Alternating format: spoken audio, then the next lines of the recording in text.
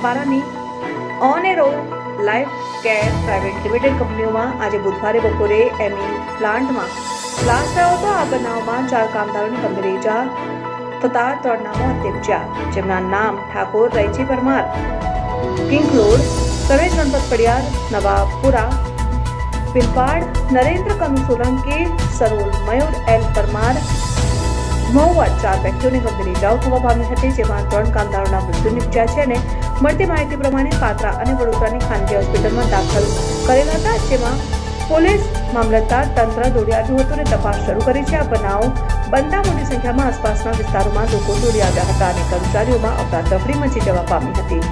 આ બનાવની જાણ પાત્ર ધારાસભ્ય ચૈતન્યસિંહ ઝાલાને માહિતી મળતા કંપનીમાં ઘટના સ્થળે દોડી આવ્યા હતા અને મૃતકોના સગા સંબંધી પણ કંપનીમાં દોડી આવ્યા હતા અને અત્રે ઉલ્લેખનીય છે કે કર્મચારીઓના જણાવ્યા પ્રમાણે વર્ષમાં 2 થી વધુ વખત અકસ્માતના બનાવો બની રહ્યા છે તેમ જણાવ્યું।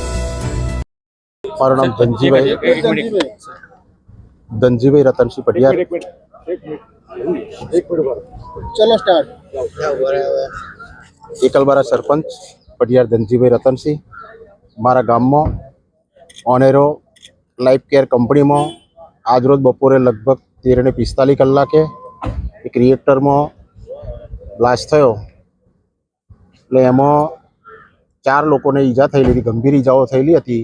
એમાંથી લગભગ મને અત્યારે સમાચાર જાણવા મળ્યા 3 જણ એક્સપાયર થઈ જેવું મને જાણવા મળેલું છે। અત્યારે શું પરિસ્થિતિ છે અને આ જે છે કામદારો છે કઈ રીતે કામ કંપની કોન્ટ્રાક્ટ છે કે કાયમી હવે એમાં મને એટલું જાણવાનું મળ્યું કે 4 જણ છે, એમાં એક કાયમી કામદાર છે અને 3 કંપની કોન્ટ્રાક્ટ પર છે। 3 જે મરણ જનાર છે 3 કોન્ટ્રાક્ટમાં કામ કરતા? હા, કોન્ટ્રાક્ટમાં કામ કરતા। હાલમાં ક્યાં છે? હાલમાં જાયડેક્સ હોસ્પિટલમાં બરોડા છે।